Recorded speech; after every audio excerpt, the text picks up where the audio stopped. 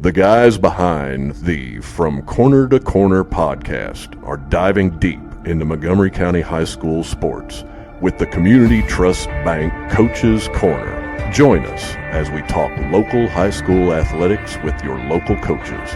Whether you're a student athlete or a screaming fan, this is the place to turn to get the inside scoop before the next big game. And now it's time for the show with Sean Kiper, Neil Payne, Adam Muncy, and Wes Crouch.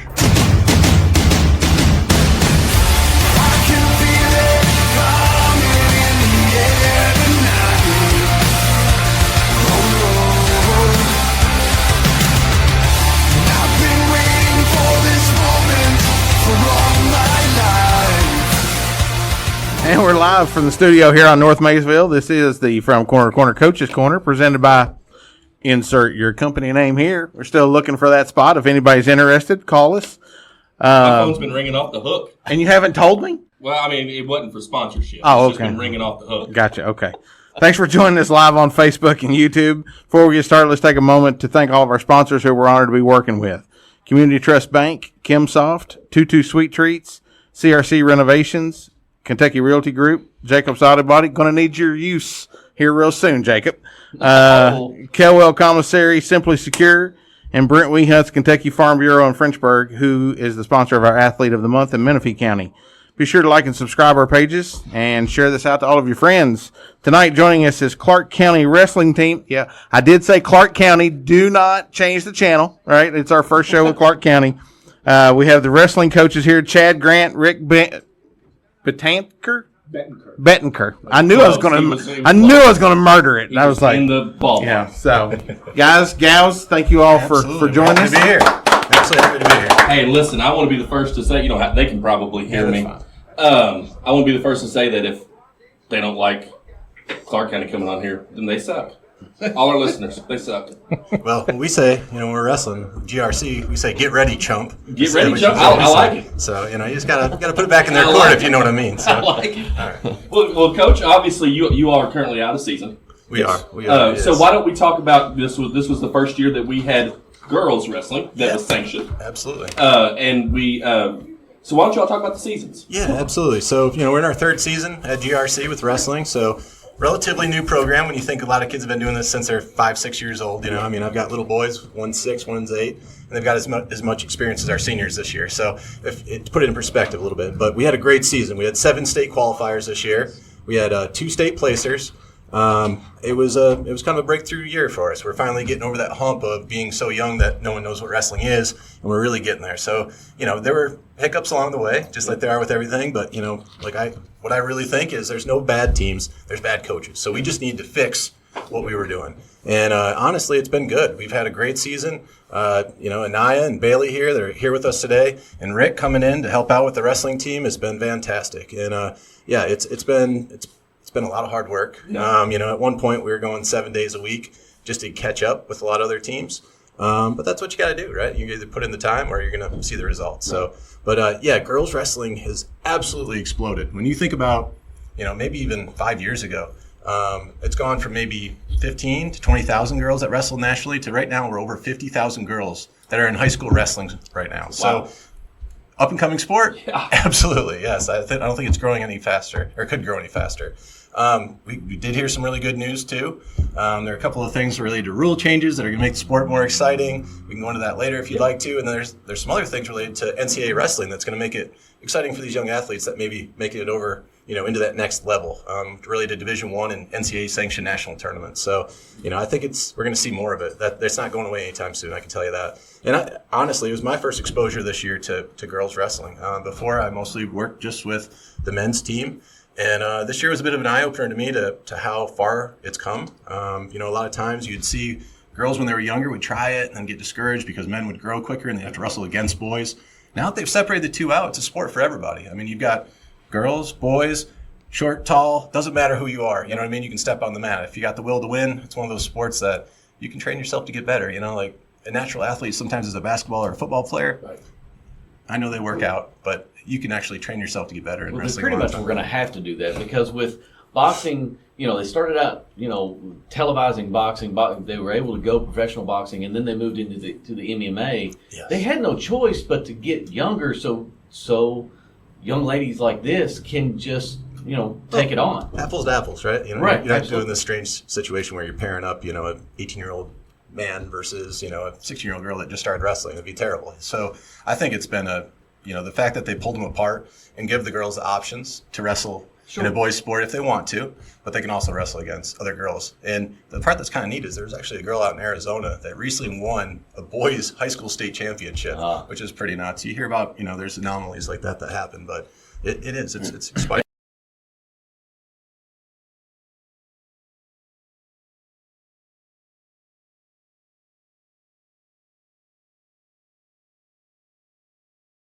And it's definitely a good thing. Yeah. I'll tell you what, though, it's an eye-opener when you see how hard they work, too. Everyone gives this impression that girls in sports, and it's not true at all. I mean, these are two of the hardest workers we got in the wrestling room. I guarantee you that. So I've always said that in basketball, especially, when you see young ladies play, they are so much more technically about the fundamentals, and watching that sport, you see a lot of more technical fundamentals games, and it's kind of endearing to watch.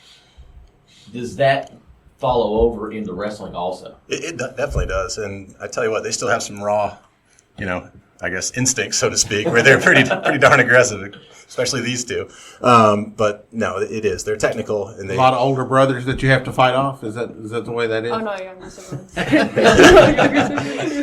For Anaya, even her dad, who's owns a Brazilian jiu-jitsu studio. So usually it's a family affair with wrestling a lot of times. Yeah. I know, like Bailey, did you have family that wrestled? Didn't you have an uncle? Yeah, Your whole family, right? Basically, my whole family wrestled. Yeah. It's a family affair a lot of times. Like, I grew up in a wrestling house. I had two brothers that wrestled too. I lucked out, got to wrestle Division I school. My brother got to wrestle at Division I school. Our kids are wrestling now, so it's kind of fun. It's just exciting to keep it in the family like that. But as it relates to our girls team, it's a lot smaller. I think in Clark County at least, that hasn't exploded. If you think about, we'd love to fill 10 weights if we can. Right now, we're usually 4 or 5 wrestlers. I think next year it'll double. I really do. I think there'll be twice as many people that come out, or at least I hope that, so we can fill those teams and compete as a team too. Right now, we have some excellent individuals that are placing at states, but to have like a full team, would be wonderful and really help drive it. But we all practice together, so it's not like they're doing anything different. They're in the room with us. So, but KHSA finally saw what's coming, right? Sure. And it's time to do this, and it's time to take action, because the tournaments are interesting too. We have men's tournaments, you have women's tournaments, so it's hard for a coach. This year I was the interim head coach. I'm going, okay, where am I going this weekend? Am I going to go with the girls team because they're varsity sport now, or am I going with the boys team? So a lot of times Rick and I'd have to coordinate. We have 2 other coaches, Christian and Amir, where we'd have to sort out, who's going where. So we had to adapt to just coaching boys and girls teams. So just a little something different than we were used to in the past, though. Right. So you all kind of touched on that. What's your all's background in wrestling? Oh, my gosh. Are you kidding me? It all starts off with WWF, doesn't it? Damn! I mean, come on. Yes, I was probably 5 years old when the first WrestleMania occurred, right? And I'm seeing Hulk Hogan. What year was that? 85. 85. Was it 85? Yeah. And Mr. T. Yeah. And, man, I was hooked. Yeah. So I was in, and I showed up to wrestling practice, and I've had to tell this to our youth team. Kids show up, and they're like, when do we slam them? I'm like, Right. Someone had to tell me this once, too. Yeah. We don't get to slam them like that, but we can slam them a different way. Right. You know, so I started off with that, where I had an interest in wrestling, and every weekend, Rick and I were talking earlier, we didn't have pay-per-view or anything like that. We had to rent the VHS, take it home, watch it 4 or 5 times, take it back. Right. So it was a little different, but yeah, it got me into it. And then my community, I grew up in Michigan, in Eaton Rapids, Michigan. We had 2 of the 4 years I was in high school, we were state champs. That is the one thing we do really well there. Did you say Eaton Rapids? Eaton Rapids, Michigan, the only one on earth. So, and it's I know it sounds a little different. There's Grand Rapids, there's Big Rapids, all these Eaton Rapids. Yep. I thought he said Eaton Rabbits. Eaton Rabbits, no. A little bit of that too. No, that's more of a Kentucky The thing. Rapids makes more sense. Yeah, Rapids. Yeah. But no, it's a good community, and that's how I got into it. They had a feeder youth program, and we started up our youth feeder program, the Winchester Wrestling Club. Shout out to all those guys that helped coach that and all the kids. We have about 50 kids that are on the team. So that started we're in our second season this year. So, it's kind of growing it that way. But I know Rick his background's more in jiu-jitsu, but wrestling's just, they're the same. We learned from each other this season, to be honest with you, different things. So I got involved with fight sports in '99, right before I went into the Marine Corps, and I did MMA, Brazilian Jiu-Jitsu. There was some wrestling, but I was never involved in wrestling, centered type of training. But I picked up a lot of that and through that and in the military. Then when the opportunity came up with GRC, I'm a fight sports fan, so anything I do, like I drink the Kool-Aid and I get into it 100%. I'm watching videos on it and drilling it. I'm lucky enough to have my own gym, so I can. Like all of our guys, I'm like, hey, guess what we're doing? We're wrestling, and everybody's like, what's going on here? But learned a lot from him this year. So yeah, I wouldn't say that I have a background in wrestling, just in fight sports. So who is your favorite fighter? MMA? Yeah. Put you on the spot. Matt Hughes, Randy Couture. Old school. What's his name? Canadian. this is when Rick's going to beat me. I'm going to say Dan the Beast Severn. The guy that beat the first Brazilian Jiu-Jitsu guy. All right. St. Pierre. Yeah. St. Pierre. He's stone cold. You can't deny what McGregor has done for the sport. I'm not a fan of his antics, and Sure. I believe that it makes up-and-coming fighters be disrespectful because they don't understand that that's just a persona that he's portraying. But what he's done for the sport has been phenomenal as well. But if I had to pick one, Matt Hughes, man, I mean, that guy on and off the mat's just, a god in fight sports. Yeah. Right. It's kind of amazing to watch how many people in their trajectory of sports go from wrestling into MMA, though. Yeah. I mean, it seems like there's tons of them that are doing it. I know that even some of the guys that I wrestled with in college went off, tried it, and it's a natural progression, it seems like, whether you're in jiu-jitsu or wrestling or striking sports to go into MMA. But, yeah, you've even got some guys on the team that are kind of training for that, and that's why they join the wrestling team, just to learn more about it. So I think UFC, like kind of to your point earlier, is what's helped grow wrestling, honestly. I think just people seeing it and going, wow, those guys are tough, and it's pretty cool how they learned to get that good. Sure. And they go, oh, they wrestled in high school. Oh, they wrestled in college. Okay, I get it. So it's funny thing with jiu-jitsu back in the 80s, the Gracies, when they were dominating the MMA arena, or early 90s, I should say, they were hiring world-class wrestlers and bringing them over to Brazil to learn wrestling. So that's something that a lot of people outside of jiu-jitsu don't know. Yeah. So wrestling has been involved. It's to your point, MMA exposed wrestling, but I believe wrestling helped bring jiu-jitsu to where it is today. Right.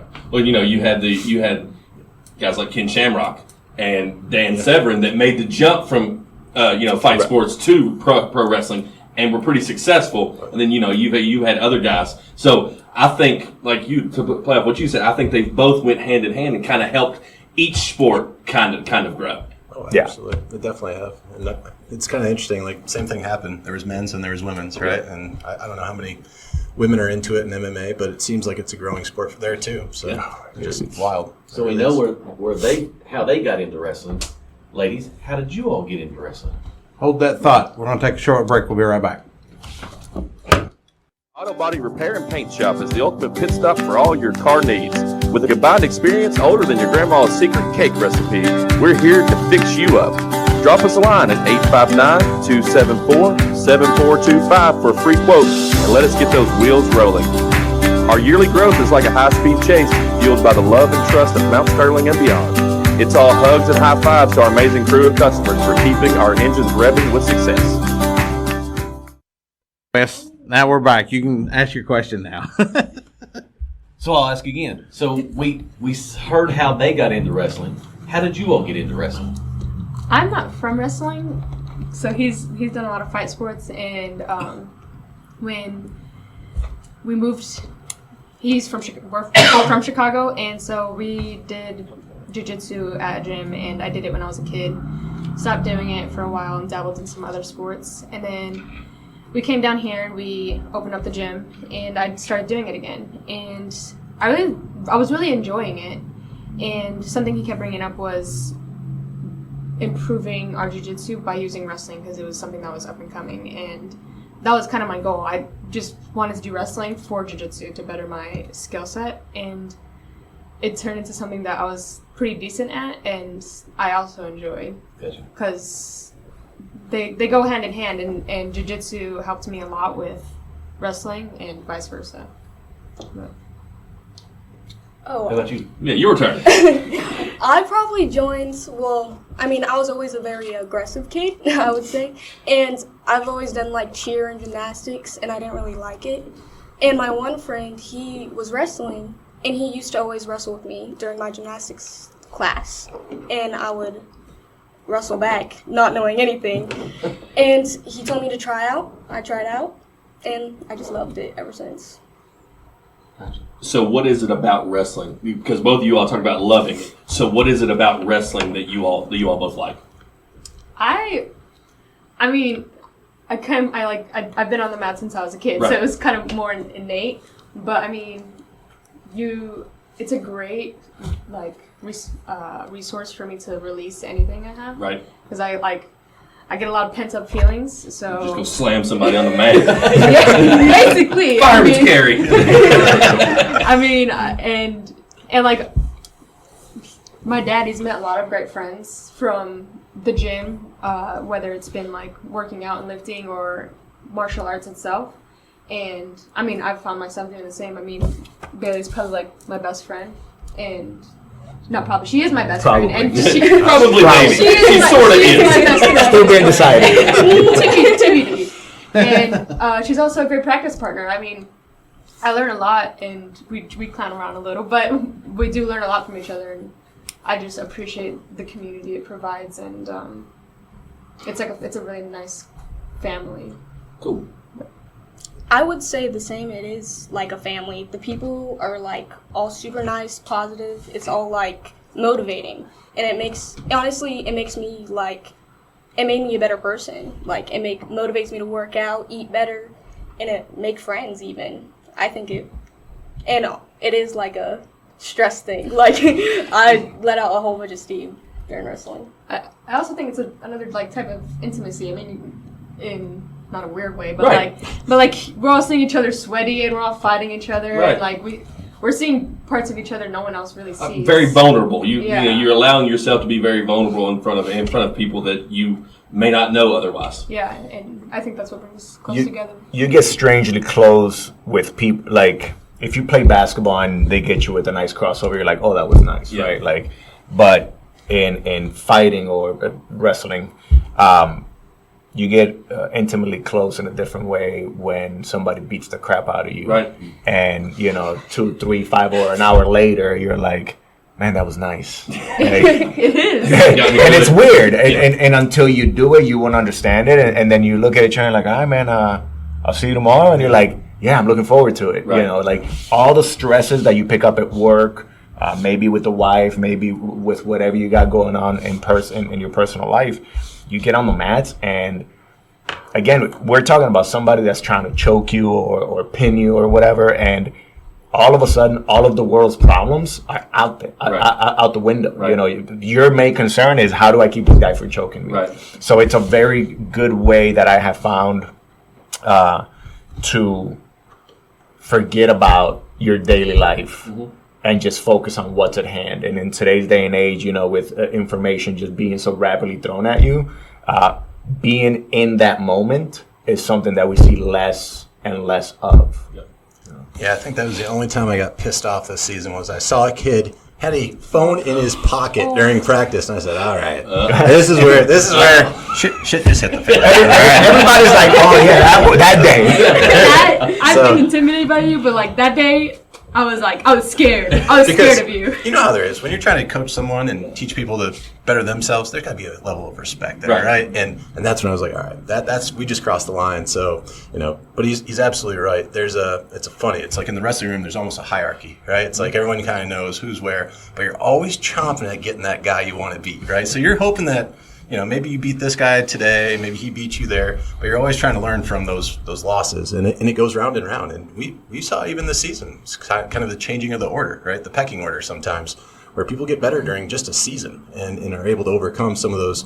Maybe their takedown gets better, maybe they get better on top, and it's the people that are committed to it, the people that are there every day, the people that are here in this room that want to be here because they really apply themselves to what they want to do. It's a good testament to someone's character, in my opinion. For sure. You talk about, like somebody, a basketball player with a nice crossover, and you can work on that individually. But there's a team aspect to it to where, there's only so much you can take from somebody else. In this, wrestling against somebody, if they, as you said, if they just beat you down in a match, you can almost replay that in your head and be like, how did they do that? Replay it in your head and go, okay, now I know that I can't do this, this, and this. So it's, to me, is it easier to learn, because you're easier to learn more skills because you're so one-on-one with one other person? You can play that back and learn, by wrestling somebody else. Yes. Okay. And it's also very hard to kick the what is the saying? When you try to blame it on defense, right? Like, you can't blame it on anybody else. Right. Yeah. You got pinned because you messed up, nobody else. You can't look to the next guy and be like, hey, dude, you should have been covering this. No, it was you. So when you lay in bed after taking a loss and you're replaying that in your head, the only thing you're replaying is your moves or the ones that you didn't do or the things you didn't commit to. So, in that aspect, it's definitely a lot easier to really pinpoint and be like, no, that is exactly the moment that where I went wrong because nobody else did it for you. Right. So, girls, first sanctioned KHSA year. Tell us how you all felt about the year. How it went for you all. It went a lot better for me, that's for sure, because the year before I was wrestling all guys. Right. I was losing a bunch. And then this year it was just like totally different. Like, I was winning and everybody else was winning. Like, all the girls, we were all doing so good. It was just very different from wrestling guys. Definitely. Because guys, they just beat you down because they're physically built different from us. And it just feels better to go against someone that you know. Right, that you like when you step on the mat. There are times, like you talked about the young lady from Arizona that won the boys state championship. So there are times when, obviously, if you're a better wrestler, superior wrestler, you're going to beat no matter what But as a general rule of thumb, typically boys are just stronger. And so it has to feel good to be able to wrestle somebody that is a equal, or that you go into the match and you're like, I got a shot. I can win this kind of thing. Yeah, it definitely feels better to wrestle somebody like that. You went to Bourbon last year, so yeah. I've been there. We both started when we were sophomores. I'm a junior. She's a sophomore. Well, she started when she was a freshman. I started when I was a sophomore. But I don't know how it worked there. But here we had a coach, Coach Tucker. He would take the initiative and take us out to the girls' meets. So we didn't really have a lack of that. We could go out and fight girls our way and demographic and see how we were actually comparing against them. And so last year I was just kind of getting my bearings because jiu-jitsu and wrestling is very different. Jiu-jitsu, you can be in any position you want. Wrestling, you have to stay on your toes on where you're going and how you're going to get there. And so that was kind of my sophomore year for me. This year I had a bit more bearings and we were trying to work more technically and seeing how we could get better in certain positions. Right. So, it sounds like it was great success, guys. So, yeah, we had what's your hope going into next season? Well, we had 4 girls that qualified for states this year, 4 regional placers. The oldest being a junior, Anaya, the youngest being a 7th grader. So, I'm pretty optimistic that, there are going to be a lot more girls that want to come out and wrestle, especially when you have role models like this. I don't know about you, but when I was in sports back in the day, I look up to those guys or girls, that were doing really well and want to try to, be as good as they were. So they've got great role models. I can't wait for them to get in the room with Anaya and Bailey and really just grow some more. They have a lot to teach them. A lot of things in the wrestling room happen from what your leaders are doing, right? You kind of see what they're doing, the degree they hold themselves to, and Rick is going to hold them to a high degree next year, so I'm excited about that. So. Yeah. Circle back. I don't know how we're looking on time, but I want to circle back to the beginning of the sport being sanctioned and NCAA and everything. And to the listeners, I just want to make sure that I point out that with everything that he already explained about the sport becoming sanctioned, to the parents that have daughters out there, understand the opportunities that brings as far as college degrees, education, and career paths.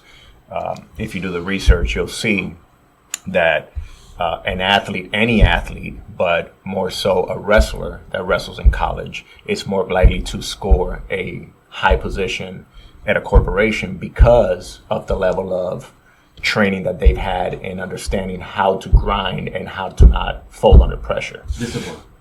Correct. So to me, it's very important to point that out because we want to grow the sport, number one, right?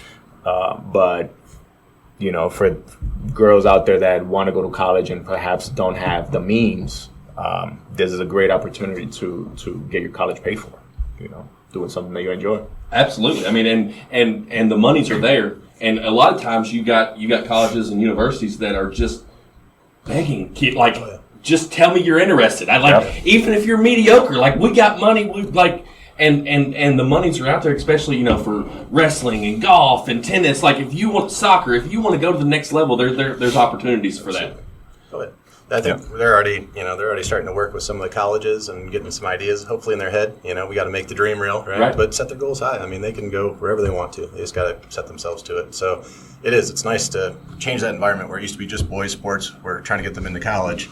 We've got a guy on the high school team that'll be going to wrestle in college next year.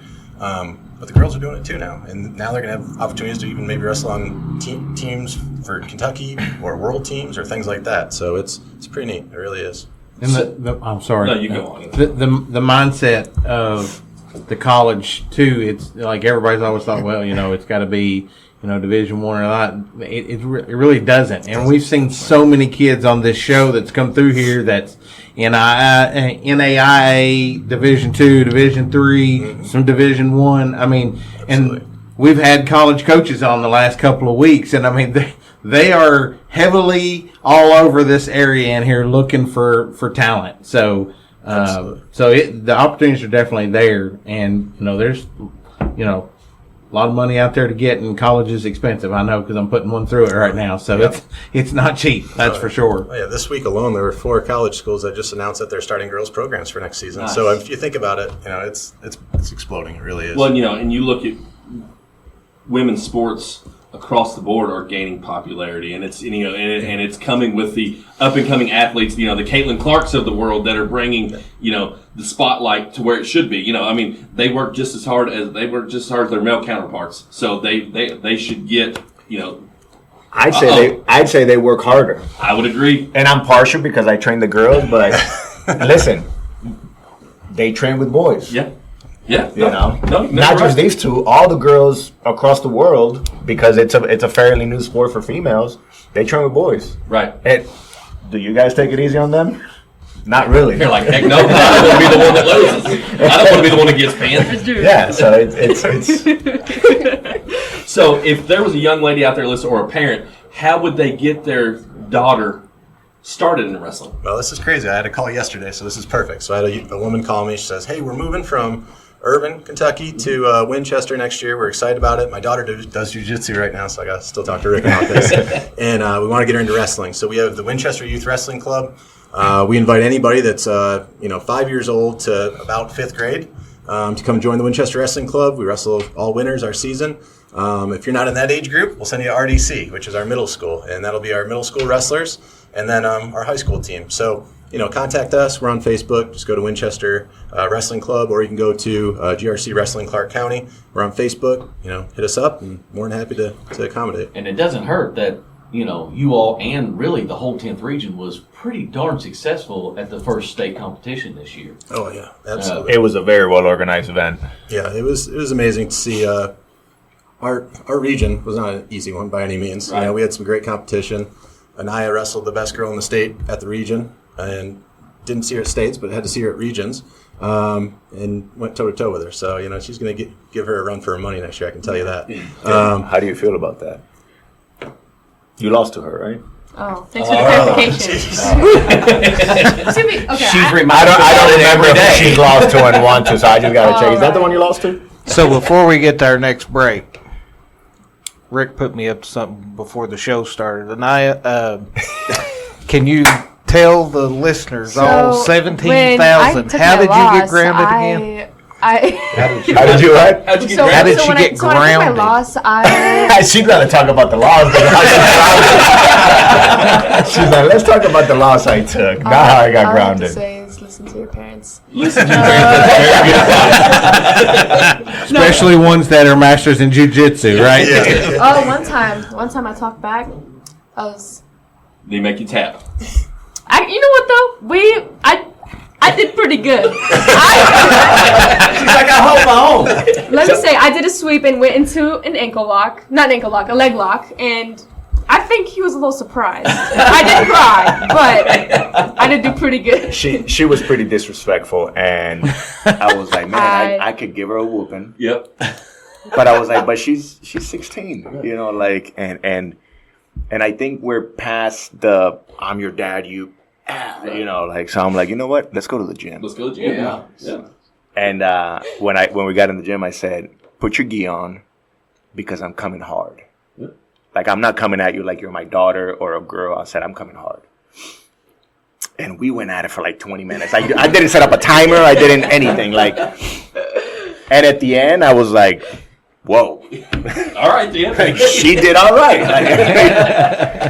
And we just looked at each other and smiled, and I was like, that was pretty good. And she goes, yeah, that was good. I was like, What he's not saying is he was like bloody nose and all bruised up and everything. She took care of him. all I know is her knuckles were hurting the next day. It was a good experience. Well, ladies, thank you all so much for joining. I'm fascinated by the popularity that women's wrestling is picking up, and I look for continued success. You're going to beat that girl this time. Let's go around. Oh, I almost pinned her, but You're going. You Almost don't count. Almost does not. Yeah, listen. I'm gonna say- Dad's not going to let up. I'm gonna say that was a false. We're rooting for it for sure. So we're going to take a quick break here, and we're going to swap out, bring in a couple of the boys here.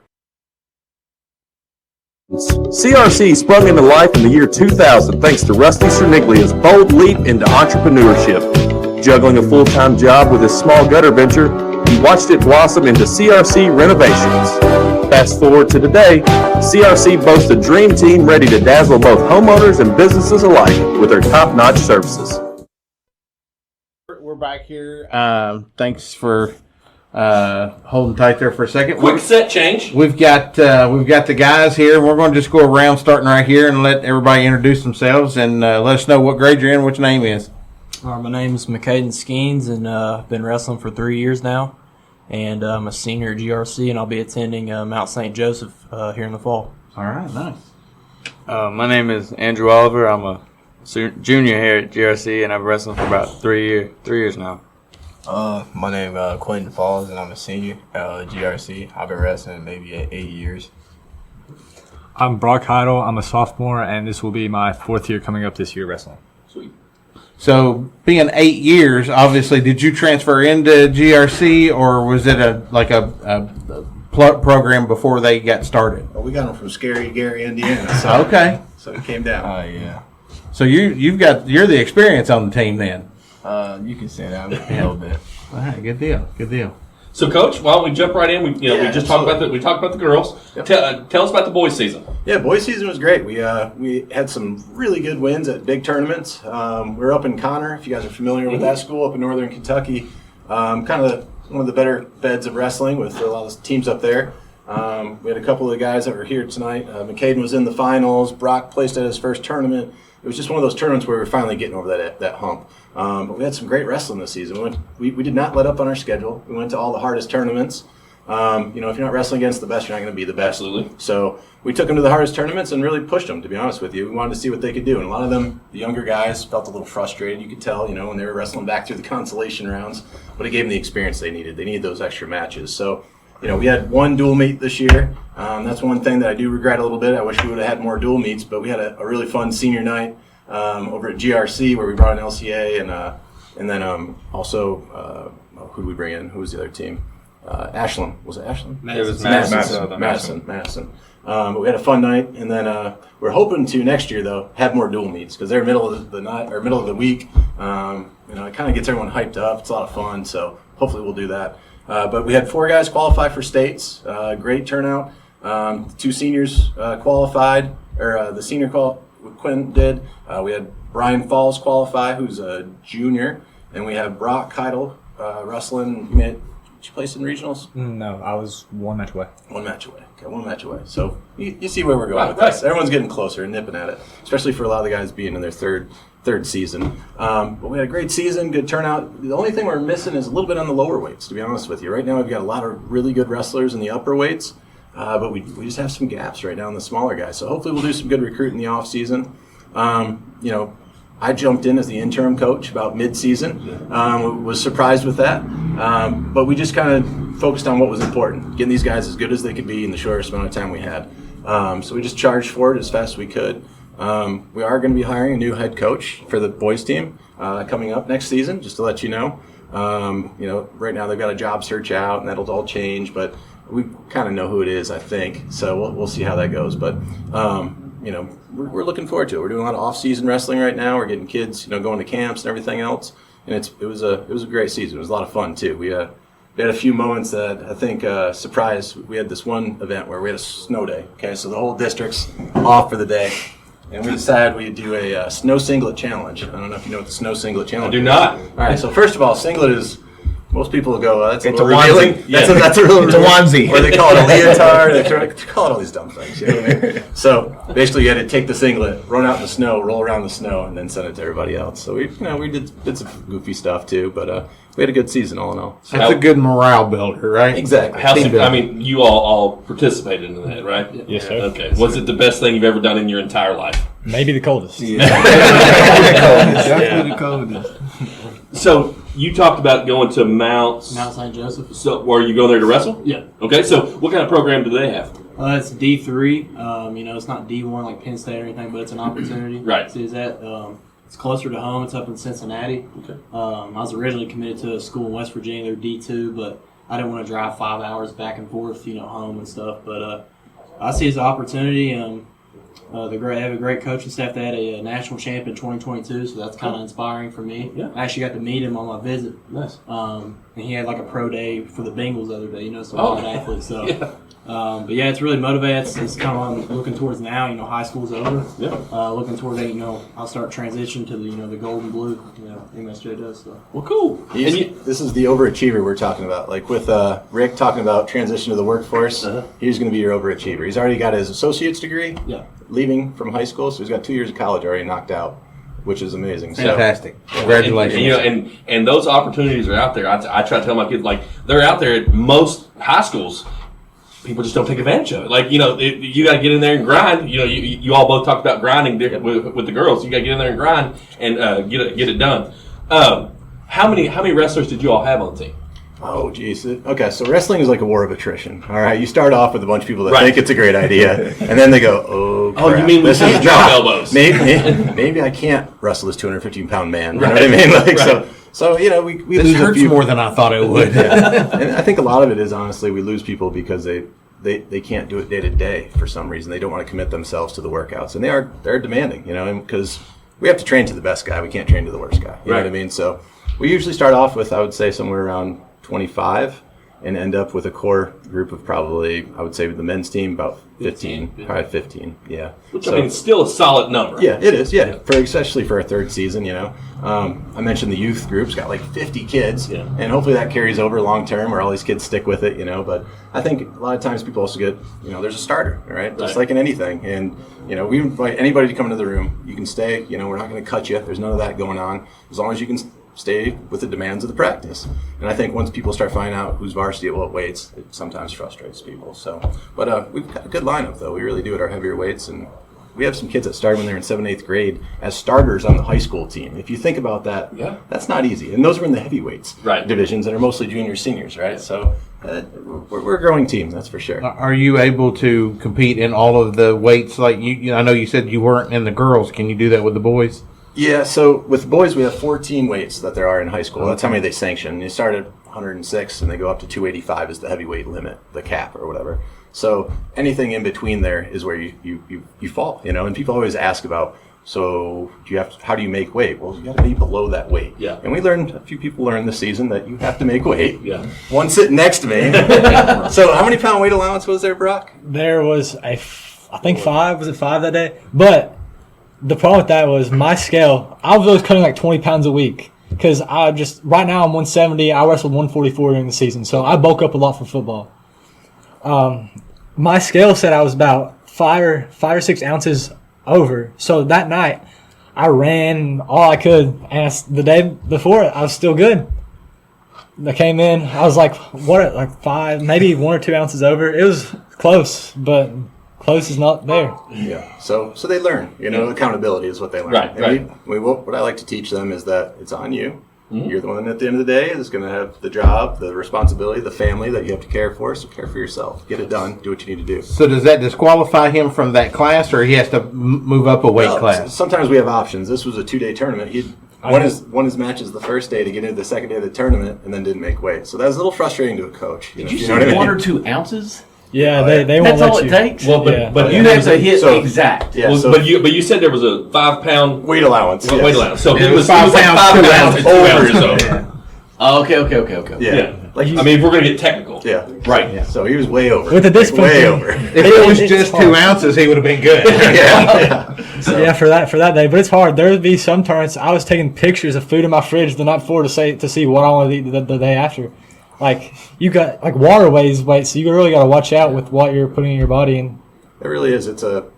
When you're in wrestling, you're not only focusing on that part of it. You have to think about your diet. There's so many things that go into it that mentally you have to be tough about. Like the wrestling's one thing. You go into the wrestling room, you learn, you wrestle, but then to say, okay, now I have to control my hunger and get to the next day to weigh-ins. It's tough. It's not always easy. And that's why you start with 40 people and end up with 50. So it's a tough sport, man. I'm fascinated by this. Just one more question to follow up. Hold on. Why don't we go to a commercial break? Is it that time? And then again we already? will we'll ask that question that you're fascinated with. Okay. I'll forget by then. I'm old. We'll be right back. Brought to you by Tutu's Sweet Treats, where you can treat yourself to our divine lineup of desserts that will dance on your taste buds. Whether you fancy gooey chocolate brownies or our deliciously moist cakes, we've got a treat for every sweet tooth out there. Give yourself a sweet escape and take a bite of pure bliss. It's time to surrender to your cravings, grab a fork, and dig into our homemade goodies for a dose of sugary happiness.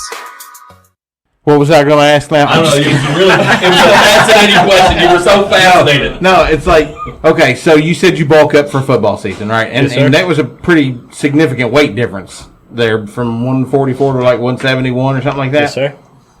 So why can't you just wrestle up a class? We're working on that with them. That's what I plan on doing. I plan on going from anywhere from like 157, 165. But you really just want to be going down. For me was really good because I was stronger than almost everybody I went against. There was not many kids that were stronger than That me. makes sense. And then the only thing with going up is I got to try to keep my speed. So Yeah. So I think I'd be in that 106 weight class is where I'd be. I feel confident I'd be good in that 106 class. They're very quick. Weight class? We do offer a banquet at the end of the season, which is nice. So we'll make sure you guys come. Maybe we can do a live cast from there. Hey, we're down. So, guys, I'm interested. Tell us how long you have been wrestling. Tell us why you got into wrestling. My dad's always did MMA. He was in the Army, so he's been around fighting a lot. And I was in the middle of basketball and baseball, and I was getting bored of it. I did baseball for 10 years.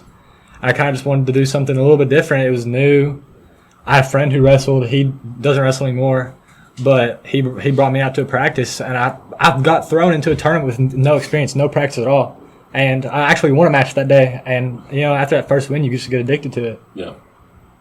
What you? Me, well, I grew up with I'm the middle child, so I had an older brother and a younger brother, and they always jump me, so it's like I had to. You had to fight. You had to defend yourself. Learn, yeah, and then so one day there was this elementary wrestling camp thing that we go to for a week or two, and me and my brother did it, and then me and him ended up being in the finals. And I ended up beating him. You know, that's my little brother, and you know I can't let him win. Right. So I was like, I actually kind of like this. I'm pretty good at it. So I just kept doing it and fell in love with it. Nice. And you're a senior. Yes, sir. So what's your plans after graduation? To go to University of Cumberland, wrestle there. Oh, so you're wrestling at the Cumberlands and playing football. Yeah. Sweet. I just graduated my master's from the Cumberlands. It's a great school. Congrats. So awesome job. Congratulations on that. What about you, buddy? I was a freshman. I was playing football, but I was barely 100 pounds, so I didn't really start into 12 football. Didn't really feel like there would be a sport for me. I was so small, and then one of my friends who wrestled but doesn't wrestle anymore said, "We got a 100-pound weight class, 106-pound weight class. Come out, we need somebody to fill it." I tried out one practice. I was like, I'm not too sure about this. My mom didn't want me getting hurt. Fast forward, I stuck with it, went to my first tournament, broke my nose my first ever match. And you were hooked. And I was like, you know what? That was actually pretty fun. It didn't even hurt that bad. So stuck with Had to gain 10 pounds to get to 106. Yeah. That's when you plug in and that's why women live longer. Absolutely. And what about you? How'd you get started in wrestling? You know, it's at heart, I'm really a football player. You know, I played football all my life, and kind of like him, my sophomore year, I was like, you know, new wrestling team. You know, had a new coach coming in. I was like, let's try this out. You know, and Trey was like, at the same time, I thought, man, this sucks, man. This is tough. Like, you know, I'm already bleeding. You know, the first week of practice, every practice is tough. I'm like, man, maybe if I stick with this, you know, it can turn into something. Right. It could be a scholarship opportunity, it could be something else. But in my junior year of high school, I didn't play football. I stuck with wrestling. So it's kind of made that transition. And it really is the toughest thing you really can do. You know, you got to worry about weight. You know, are you flexible enough? Are you still quick? Are you strong? It's just you got to find that balance, and I just love that about it. So. And as coach, both coaches, you're a grinder, so you get in there and do the work. Yeah. Oh yeah. And I'm sure. Oh, the best. I'm sure you know wrestling. As long as you have, you're the exact same way. Well, the best thing we had with Quentin moving in from Gary was that now we had a wrestling partner because you're only as good as your partners, right? So it was perfect for both of them. It really was. So I mean, these two got after it on the mat every day. Oh yeah. Like that first week he came in, like I just met him. I mean, we were bleeding every day. Somebody was bleeding. My head was hurting, you know. But at the same time, we'd be like, "All right, I'll see you tomorrow, man. Right, We're right. going to war." You know? So it's that respect at the end that's always amazing. You know, you work as hard as you can, you're butting heads, but at the end, it's like, all right, we're friends again. Right, yeah, that's fine. Have you all ever had to wrestle each other in the same tournament? have not. But you know, on tournament day, we're like, when I see him wrestling, I'm like, man, he's got to win. We've been training so hard all week. Like, you know, but in practice, it's like war. You know, we feel like we're not on the same team at the time. Yeah. But you know, doing that makes us better. You know, to beat up those kids on the weekend. So. Sounds so wrong. We just beat them kids like crazy on the weekend, man. I showed Q a scissor takedown. I was like, hey, check this out. This, you know, you'll get somebody with this. Then the next, I want to say maybe the same day, or the next day, he hits me with it because I like to still get in there and grind a little bit. He hits me with it and like he got it like 100%. Not like I gave it to him. Like I'm like I got this guy, and the next thing I know, I'm on my back, and he's like, oh my God, I'm sorry, coach. I was like, man, that was beautiful. That was that was nice. So I was going to ask, do you all get on the mats with them and go? I mean, you talk about being a Division I wrestler. Absolutely. You're a jiu-jitsu guy. I'm a Division none wrestler. But you're a Marine and a jiu-jitsu guy. Yeah. So that's mean enough, right? Right. So how often do you all get on the mat? I get on the mat every day. I warm up every day. I wrestle with anybody that wants to wrestle, and kind of the rolling thing is, take me down. Yeah. Go, if you can take me down, go for it. Yeah. And no, we go live as much as I can. They learn more when I can drill with them. I see where they're having little missteps where I can correct it. We wrestle live. We can find out where their weaknesses are quicker and correct it. So I'm on the mat every day. I tell all the other assistant coaches, my one word of advice is, warm up. Do not skip the warm up. Trust me, you will feel it tomorrow. Right. I'm 43. You know what I mean? But I still got on the mat with these guys and love it. So I'm not as old as he is. Yeah. I'm old, man. I'm ancient. I'm not as old. Well, these guys are ancient, so you're young compared to these guys. Hey, but WWF generation, man. You know. I believe in leading by example. Right. You know, and again, me not having I didn't wrestle in high school, didn't wrestle in college, so me not having that background, I guess it adds a little bit extra. Like, you know, how am I going to tell these guys like, hey, do this if they're like, who's this guy? Right. You know, so you know, I get in there. It's that reputation. Like, I mean, you know, they're not going to follow you if they don't know that you really know what you're talking about, and you prove that by being on the mat with them. Yeah, I lead by example is the way we go at it. Rick and I both, you know, we're both on the mat. We even have our two other coaches, Christian Shelby and Amir Barnaby. Same kind of people. They go head to head with the guys, show them what's working, what's not. Even in preseason, we're out there running with the guys. We're showing them, you know, if we can do it as old guys, you guys should be able to do this twice as fast. You know what I mean? Like, there's one point where we're out on the track, and I see him going around. I'm like, all right, McCaden, you're going to break 6 minutes a day. He's thinking in his head, no, I'm not. I'm like, I'm going to do the last lap with you if you'll do it. And he did. Lo and behold, got under 6 minutes. So sometimes you just got to get that little extra confidence in it. You know what I mean? So, no, I think that it's fun, too, getting on the mat. It keeps and you if going. I take a loss, I can always be like, dude, I'm as old as your dad. Right. Yeah. Good on you for being an old man. So you talk about you're stepping down. Yes, I was the interim for this part of the season. Stepping down, I won't be the head coach. You know, what we've got lined up is that the assistant coaches are coming back, and that's what I was before. My whole thing before was I want to be an assistant so I can help with my youth program, where my kids are wrestling in. You know, so we're really trying to grow it from the bottom up. But we'll still be around. I'll always help these guys out. You know, so I'll still be there. It's just in a different role. Yeah. So now, Rick, are you going to be back next year? As long as they'll have me. As long as they'll have you, you'll come back. Yeah. Okay, so you all had mentioned during the last break that we forgot to talk about nationals for the girls' side. Let's talk about that. So we got. I had some of the other coaches reach out to me that were recruiting for some 125s and 138s, and they reached out to me, you know, showing some interest for Anaya and Bailey, who were just here a minute ago. And I ran it by the girls, and they were like, "Yeah, let's go, let's do it." So it was for GRC, I think a very proud moment to have girls get recruited to go on a national stage and represent the state of Kentucky. Nice. So they've done that. No, we'll be going to Virginia Beach. Terrible place to have to go. Yeah, I know. Awful. Yeah. I mean, you I probably didn't even want to go. I spent a lot of time over there, and yes, it is absolutely horrendous. I believe it's June. Probably June, yeah. June Nationals. Okay. So we're looking forward to that. They're training every day right now, so not really off season for them. They're still training every day. So well, and I was going to ask off season, like, so what does off season look like for you guys? Like, how do you continue to hone your craft? Well, for me, my first period is weightlifting. Like in the morning, it's for football, but weightlifting helps with anything. So I lift in the mornings, and then we have practice every Tuesday and Thursday. So, you know, it's just really, if you stay in the room, you're going to get better. It's not a sport that you can just keep going and won't get better. You're going to get better just by being there. Right. And with that, keep your eating habits. You know, just because it's off season don't mean you can go and eat fudge rounds every day. Well, then I'm out. Yeah, Neil, I'm out. You know, I would have wrestled 106, but now I can't eat fudge rounds every day. I'm out. But we do, you know, to balance that out too, though, we do want the kids to play their sports. You know, we hear more and more about this. People, you got to isolate to one sport. I don't believe that. Nope. I really don't. I didn't do it when I was a kid. Hey, well, I know there's mixed emotions about it, but I've got kids too, and I haven't played football and soccer and all these other sports. So, you know, I think as long as you're getting good workouts in and still wrestling maybe a couple times a week, you're getting your balance. Well, you talk about the Winchester Wrestling Club, and is that something that is fairly new in Kentucky, to where there's a club where you all can co-compete in the off season? I mean, I know you can keep working out and you know, but there's not a lot of wrestling clubs that I've noticed in Kentucky yet. So I think it's unique in that we set it up so that it's really the youth program in season, but open for everybody in the off season. Okay. So that we're basically able to go year-round with the Tuesday, Thursday practices, keep people that are interested, building their skill set, you know, just kind of adding to that toolbox to become a better wrestler.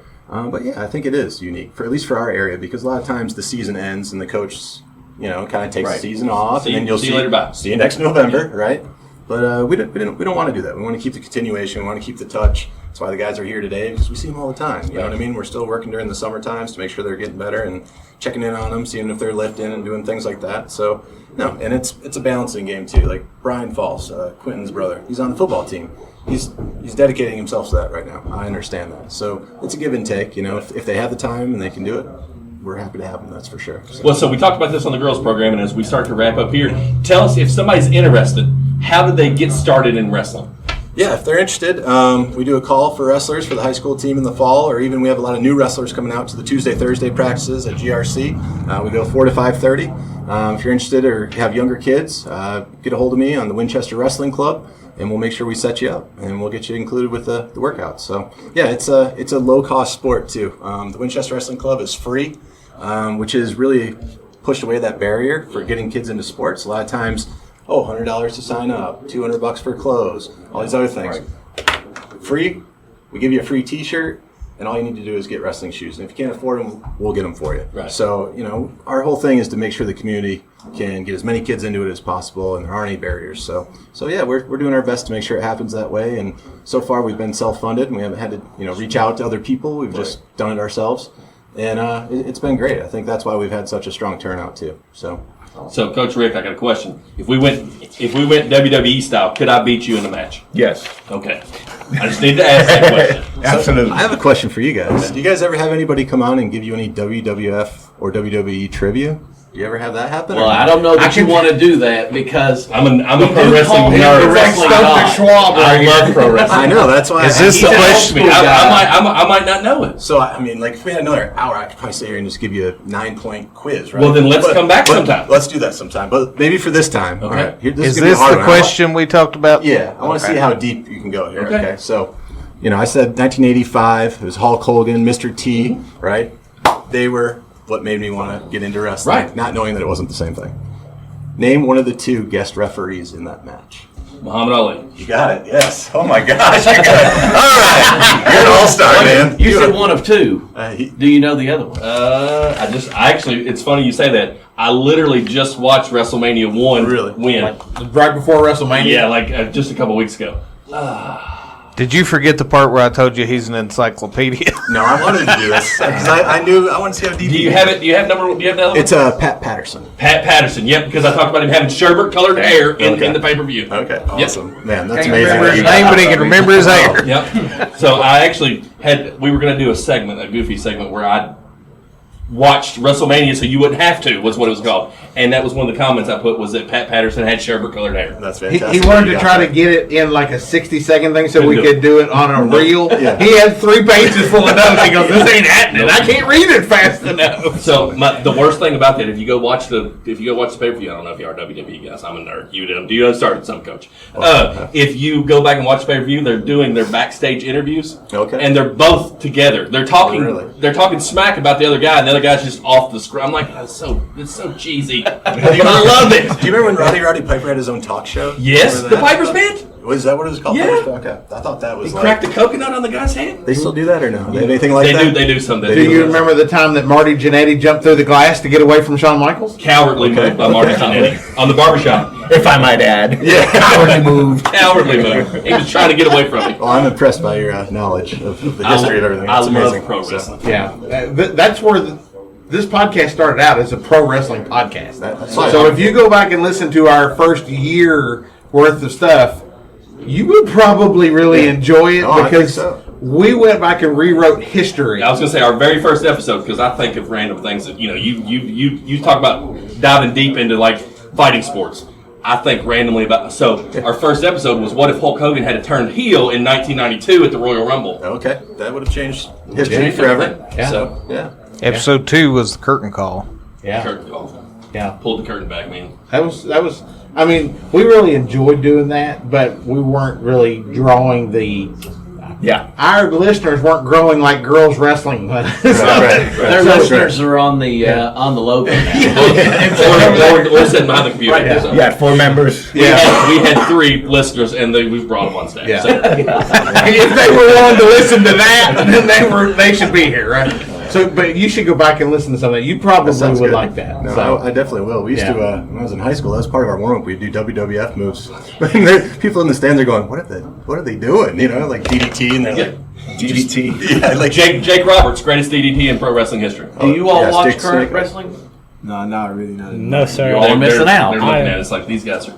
I know my parents actually made me stop watching it because I choked my teacher out in preschool. That's a good. On that note, he was built for wrestling. Well, why didn't we lead with that? We need the cruiserweight during the division back. So, all right. So, we're not done yet. We're going to take a little bit of a break. We're going to do a swap out. We got Coach Kiper and a couple of players here, so we'll be back in just a few minutes. All right, guys, everybody, we're back here with Coach Kiper, Montgomery County football coach, and he brought with him sophomore Gabe Tipton and junior Edgar Diaz. Sorry, I was a premature clap. I just wanted you to get your clap in too, Coach. I'm sorry. Thank you. So, Coach, this is the first time you've been to the new studio. Obviously, I've been on a few times, but not. I mean, we're big time right now. You are. I went downtown. And I was looking all around. And I was like, "Where's this place at?" And look for our faces. I finally found it. Yeah. So I'm sorry, I should have sent you the address earlier. So that's fine. Yeah. We got it. So I got to know what was the comment about ketchup and all that stuff. So Wes was being ignorant, and he said we should do a condiment bracket, and I said ketchup would win, and he was like, Miracle Whip's pretty good. And I said ketchup would win. He's like barbecue sauce, and I said ketchup would win, and Mr. Diaz agreed. Ketchup would win. Yeah, I don't think there's anything out there that would beat ketchup because people eat ketchup on everything. I mean, you eat ketchup on your entire breakfast platter. Yes. Whoa! You put ketchup on your eggs? Yes. And his sausage and his potatoes. You put ketchup on your eggs? No, I'll put hot sauce. Well, hot sauce is good. I could do that. You don't put ketchup on your potatoes? Fried potatoes, yes. Like hash browns? And this is the talk that we start off with. Coach K was like, I thought we were here to talk football. I'm gonna throw it out. I'm a sour cream person, so I'm sour cream with chips, with fries. It's good. I was gonna say ranch has to be. Ranch would be up there. Yeah, but it's not better than ketchup. But is ranch considered a condiment? Yes, of course. Yes. The way it's used now. Yeah. It's a salad dressing. It's a pizza. It doesn't shock you at all, Mr. Plain Cheeseburger over there. Likes burger dry. Oh, a good burger don't need to be well done with cheese. No, good burgers got a lot of juice. So anyway, Coach, we're talking about beef. We got the steak and bean bowl coming up. See how we work that in. That's why we wanted you to come on. So tell us about that. So the Whitaker Bank Steak and Bean Bowl has been around. Coach Gooch is the one who kind of started that a while ago when they did the KHSAA came in with the spring practice and allowed them to have pads and all that stuff. And it's been around since I came in, and it was kind of a big thing. I was like, hey, this is a big thing around here. This is what you need to do. Right. So, but I also push for players to be doing other sports. So we have a lot of other players that are doing baseball, track. Some are still doing wrestling right now. So. It's kind of a way to figure out how we can incorporate a lot more people to it rather than just go out there and have padded practice and have a scrimmage. So that's kind of we went to the format we did, and I think the kids kind of enjoy it a little bit. They get to compete. That was one of my big things. We're going to learn how to compete. Right. And, we got 4 teams. We do a draft. Oh, nice. Next Tuesday, all the seniors will come up to my house, and we'll have a dinner for them. And from that point, we'll just draft the blue team, the white team, the red team, and the gray team. Okay. And then once they're done with drafting that, then they also draft some teachers as well. So each team will have 2 guest coaches who are also teachers. I don't let them just be coaches as well. I also let them participate. So they have to at least be quarterback for 2 of the plays. Okay. So the teachers, I actually got an email this morning. How do we get signed back up to be a guest coach? So some of the teachers are talking about it. It's pretty cool. Pretty cool. I mean, so try to get the whole school involved. Yeah, it's more than just us. Cheerleaders will be out there doing their thing too, and Whitaker Bank does some stuff, and they provide T-shirts for all the people. JROTC's out there as well, so it's not just football; it's more of a community thing for the school. So, what else have you been having going on this off season? Like in terms of getting in the weight room, have you been able to practice just started, right? Were you able just to practice? Yeah, we started our spring practice, our official spring practice last week. Yeah. But we had our skills and drills a couple times a week all the way through March. I don't know if we did any in February or not, but kind of wait till the weather gets a little bit nicer so we can get out there. That's where we're doing footwork and bag drills and that kind of stuff. But these guys might be able to tell you a little bit more about the weight room. But, they're in our school, I would say almost all of our football players are in a weightlifting class. So we lift 4 to 5 times a week. Yeah. When we're not lifting, we do a lot of stuff with competing. We talk about setting goals. I don't remember what else we talked about there, but we do some classroom stuff, kind of get them prepared a little bit for the leadership roles as well. Right. Well, Muncy, the perfect lead. Tell us about this off season for you guys. Like what all y'all been doing? with spring practice, we've got pads on a couple times. Just been going through scrimmages and individual drills. Just kind of going over some plays, learning our new defense. We've been learning just now our new offense too. Weight room, we've been hitting it hard. A lot of kids picked up in weight, a bunch of them. They went from they picked up like 50, 60 pounds on muscle for the season. That's what we've been doing. One of the things with the weightlifting is, over half of our kids are squatting over 400 pounds now. Over half of them are benching over 225. Yeah. So, last year we probably would have had maybe 7 or 8 that were above 225 on bench. Yeah. And, squat maybe 10, 15% worth out. So, we got more than half now. So, they're starting to grow up a little bit. Right. And you see them, I think Gabe came in as a freshman about 120, 125 maybe. And that. you see him now, it's up here at 180, I think, is what it is now. So it's been awesome to see these guys. And it's one of those things that nobody in the community knows we're doing. Yeah. It's just us during school doing what we do. Right. And to see these kids, just their mindset and their confidence level has changed quite a bit from, there's kids, we got one kid that Jack Arnold came in when his first day doing it, he was struggling to get the bar one time on bench. Yep. And now he's throwing up 170. Right. Just that confidence alone for him in the weight room, it's surpassed football. Right. This is a confidence level for the classroom, in the hallway, and kind of that stuff. So it's been awesome to see these kids grow, not just in the weight room itself, but what they learn from it, what they take from it, how they feel about themselves after that too. Right. So I heard both your players talk about new offense, new defense, without showing your hand too much. What's that look like for us? Well, we've got a lot of offense linemen. When you look at our roster, we're out there today. We got a lot of kids that are doing other sports, but we have probably about 30 kids that are offense and defensive line types. So to be able to utilize them a little bit more, we're gonna, we want to be able to run the football. Right. Last year we weren't able to do that, so it's an emphasis we put on it. It's not necessarily that we're learning new plays or anything like that, but it's our evolving. Yeah, it's evolving philosophy. No, it's still the same philosophy, so to speak. You run the football so you can be able to throw the ball. But these kids are now bigger and stronger where we know that can be our bread and butter now. So getting some more people in the backfield and using a tight end a lot more, that's going to be able to help us. So that's what we're talking about. We won't have a lot of plays, but we're going to have a lot of different formations and stuff like that. So it looks like we're doing a bunch of stuff, but we're keeping it nice and simple. A lot of window dressing. Yes, that's exactly what we say, window dressing. I was going to say that when you said not a lot of plays, it makes me think of Denzel Washington and Remember the Titans. Only got 6 plays. Works like straight no game. Give it time, always works. Yep. Yeah, and defensively, it's not a big change, but instead of having 2 years ago, we were doing a 4-2-5 where we walk a safety down. This past year, with personnel and all that, we were a little bit better to just stay in a 4-4 and not have 2 safeties. So we're able to get back to a 2-safety shell and be able to be more, not as stagnant. So you can show a lot more different things and bring safeties and blitz people off and move people around rather than just being, here's what we look like. Right. We're going to stop you. So kind of the window dressing part of it on defense as well. So, Gabe, on the outside, obviously we lose Harrison Haddocks from last year. Are you looking to step into that wide receiver role and kind of fill that production a little bit? Yes, sir. I think our receiver group's going to be surprising this year just because everyone's more experienced. And last year we wasn't really able to take the top off the defense, but I think we'll be able to do it this year. Have you mossed anybody in practice? Oh, yeah. So being able to take, obviously we return Jacob Gum, right?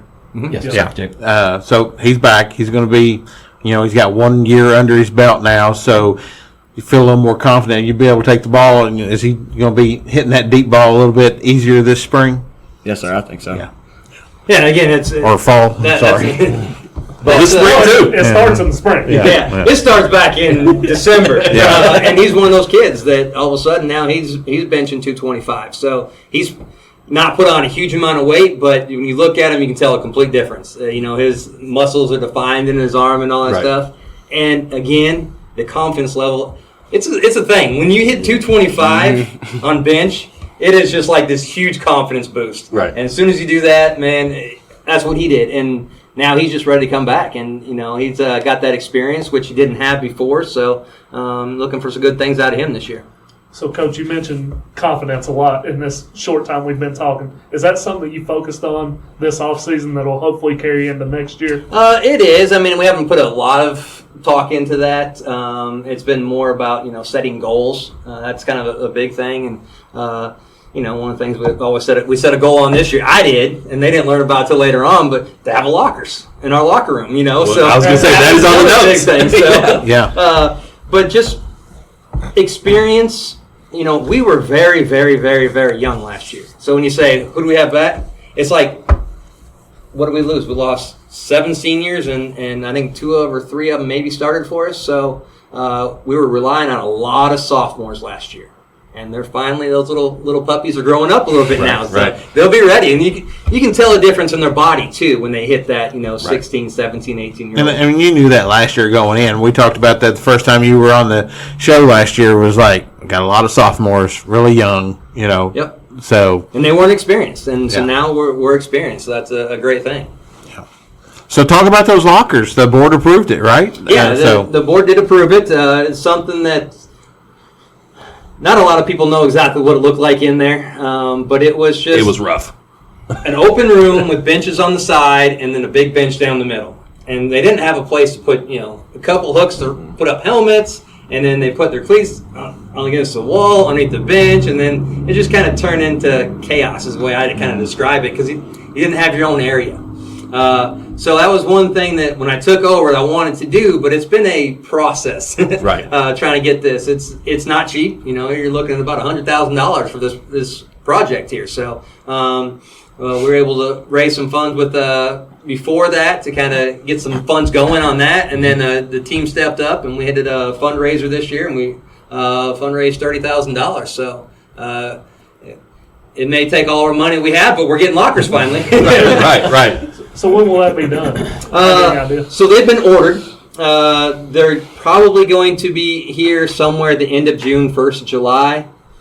Now, they could get pushed back a little bit, but they're made in South Dakota. They're U.S. made, so it's kind of a cool thing of going with this company. Right. They're made here in the U.S. So, and he said 10 to 12 weeks. Now they could get delayed a little bit, he said, but if we get delayed, it's going to be maybe 3-4 weeks. It's not going to be, we're waiting until October for them. Right. So, you should have them, hopefully, for the start of the season. I'm hoping to have them in there ready to go when we start our regular mandatory practices after dead period. So it could be a little bit later, pushing 1st of August, that might be there, but they will definitely be there and done before our first game. Go. All right, I think we're getting ready to go to a break real quick. We'll come back, and I got some questions about next season. Sounds good. Jacobs Auto Body Repair and Paint Shop is the ultimate pit stop for all your car needs. With a combined experience older than your grandma's secret cake recipe, we're here to fix you up. Drop us a line at 859-274-7425 for a free quote, and let us get those wheels rolling. Our yearly growth is like a high-speed chase fueled by the love and trust of Mount Sterling and beyond.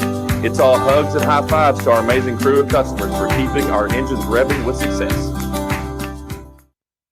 And with that, we're back. So, Coach, we talked about before the break next season. So we changed districts last year. Mm-hmm. What do we know about our district coming into this season? It was a 2-year alignment, so it'll be the same district. Right. It'll be the exact same schedule we had last year, except switch to home and away. Okay. The only game that's going to be the same is going to be McGoffin County for the Rec Bowl again, opening season. So we will have 6 home and 4 away this year. Okay. And in terms of what do the other teams in the district bring back? So East Jessamine, they got a new coach, so we don't know. You don't know until you start to see them play. Right. West Jess has several of their key players back, skill-wise, but they did lose quite a bit of their offensive line. They're big boys. So they had a couple kids that were 6'4", 315 pounds, and they lost those. So that should be able to help us out a little bit. Edgar's like, yeah. I remember them. They were pretty big. And Madison Southern, they lost a lot of their key players, so it bodes well for us as well. Right. So what's you were talking about goal setting? and I want to hear from all three of you on this one. What's your goals for this upcoming year? My goal is to compete and go 1-0. Yeah. That's every week. Every week. Even step back from every week. Hey, just go 1-0 and you're undefeated on the season. Just call it quits after that. I mean, you think about it as every week, every practice, every drill, every rep. 1-0 every single time is just going to make you better. Yep. So that'll lead to the wins. You're not going to, everybody always like, what's your record going to be? You don't know. I mean, that's sports. You don't know what it's going to be. There's a lot of things that can happen one way or the other. Right. So you're always hoping, your goal is to go win everything. Right. But, at the same time, you don't know what's going to happen. Right. If we did know that, we'd all be rich because we'd be betting on all these sports and Well, and all that stuff. So. And there's how many ever football programs are hundreds of head coaches that are going to sit there and be like, I hope we go 10-0. Mm-hmm. I mean, because that's ultimately the goal, right? Because, but unfortunately, you can't. Not everybody can go 10-0. Yeah. So, but I do like that mindset of but at the same time, be better. Like our goal, at the end of the year is we want to get the number 1 seed in our district play. Yep. That's what it all comes down to. Right. You could be 7-3 and lose all 3 district games, and then you're the 4th seed going in. Yep. You want to be at the best spot you can be when you go into your postseason play. So, we want to be 3-0 at the end of district play. Gabe, tell us about your goal. For myself, I'd like to have 80-plus tackles by the end of the season. But as a team, I just want to win games and get better. Okay. My goal is to lead the team in tackling or tackle for loss. And as a team, as Gabe said, just win games and be the best that we can. I mean, so Gabe said he done put a number out 80. So you're gonna go more than 80. I mean, definitely you're gonna look at him like 81. 81. No, he's gonna. I feel like he's gonna smash 80. He's like, you're gonna get 80, then I'm gonna get 120. So, Gabe, you're going to play both ways. You said, well, I'll go wide receiver too, right? Yes, sir. So, the more touchdowns you score, the easier it'll be to get them tackles, right? Absolutely. You get more opportunities to get tackles. Mm-hmm. So, job security. Right. So, is this year 4? 3. Year 3. Okay. Don't blame me. I tried to get it, but no, I looked up on the KHSAA app, and it has you for 3 years, this being 4. Oh, so I was like... Well, and he put that out, and Sean was like, I think he's only been here, this will be year 3. And he's like, nope, it's not. So... Don't blame me. Misinformation. No. So, year 3, you look like, that's a big year. Like, because you should be able to start, you've been there 2 seasons, you're able to start getting so... Hopefully, right? You can start seeing the culture, the things that you've implemented. Mm-hmm. You can start seeing those come to fruition. Yeah, and that's it's. If we take over a program, there's new people there. Mm-hmm. The old people have been ingrained in one way or the other. When I took over, I want to say there was like 30 seniors that had played for the same coach and all that stuff. So when the new person comes in, they either buy in, they don't buy in. You have a lot of people on the fence whether they even play or not. And it was the last year that we were in that district. Right. And, that was a murderer's row, basically, when you start looking at that district. Yeah. And with what happened with that before with that district and the wins and losses and all that stuff, then it kind of played into the younger kids and who was going to play football. So last year's senior class, I think we had 8, I think is what the number was. This year, we have 7, I believe. We picked up some kids that haven't played in a while or been since middle school, but they want to come out and play their senior year. So, we've been working the hallways trying to get those kids out there as well. But the majority of the team was freshmen when I came in. Yep. And so it's been good to see them develop as well. But, it takes a little bit to get those people into what you're trying to get the program to look like. So you talked about, the senior class, I think you said 7 or 8, junior class, about the same size. We've talked, till we're blue in the face about how big your sophomore class was. How big, was your freshman class last year, and how big do you expect your freshman class to be this year? The freshman class this past year was, I think we had 11 that came out, and we're down to 9, but we added 3 or 4. Okay. And right now it looks our 8th graders were allowed to come to our skills and drills, and we had right around 32 kids coming. Okay. And that was not including any of the baseball players several of the track kids. So it could be anywhere from 30 to even 40. Yeah. So I told them, I even told the 8th graders were there for the last one. I said, you guys are the heart of the program. So I can go there and try to recruit kids. Coaches can go try to recruit kids. But you are the people that are trying to get kids involved into what we're doing. Right. So you got to be big recruiters out there. So I'm hoping that we can get that in to 40. And if we can, I want to play freshman games. Yeah. Just for freshmen alone. Yeah. Doesn't mean some of them won't be playing JV as well. Right. But, you know, the more that we can play, the better they're going to be. Right. So, guys, as you all take another step forward this year, you are going to be looked at as leaders. Mm-hmm. So what can you do as a leader to help, the younger guys, even some of your, same classmates, even upperclassmen? How can you all lead? What do you think you bring in terms of leadership? Just doing the right thing, really. At practice, in school, in the weight room, just making sure you're doing the right thing at all times, because they're always going to be watching you no matter what. Right. Showing up, keeping the standard high, go 100% on everything you do, school, practice, weight room, all that stuff. Just push yourself. That's it. So you guys are lead by example kind of guys. Yes, sir. I mean, but can you, if you got to get into somebody, you can do that? Yeah. Yes, sir. Okay. He's like, yeah, I can do that. Edgar smiled. Oh yeah. He's like, oh yeah, I'll do it. And what you kind of heard from that is something that I've preached to these kids, and I want them to be the best they can be, and I also want them to be the best steward of high school. Right. They need to be seen out there. They need to be well respected by the teachers and the principals and the other kids. So it's not just you're a football player and you're only a football player. I want you to be the best person you can be all the way through and through. Right. And everybody's got their different things they like to do. You're in the Spanish club and DECA, so he's in that. And I think you've gone at DECA. You went and competed at the state and all that stuff this year. And so we had Harrison did as well. So we've had other people in leadership roles in different clubs. FCA, I know, is another big one that we have a lot of people in that too. So seeing them being more than a football player it's awesome to see. Because like I said back from day one, my goal, my whole vision of the program is to teach you the game of life. Right. You're not just going to be a football player. Guess what? It's going to end. Right. Yeah. And then you got to go on with life. How are you going to be as a person as you go along? Well, and several of us here attend Living Water Church, and we've been dunking your football players over there for months now. I mean, you've had numerous football players that have been baptized over the last 6-8 months, and that obviously shows you, that's what you're teaching them, right? God comes first. It's part of the game. It's part of life, right? And it's awesome. Every time I see one of your players up there, I mean, it's fantastic. Yeah, so. And we've had several of them that have been there, and not only at Living Water Church, but other churches Right, yeah. as well. So I'm going to throw that out there. Yeah, They're absolutely. getting baptized other places, but those don't count. Only Living Water Church baptisms count.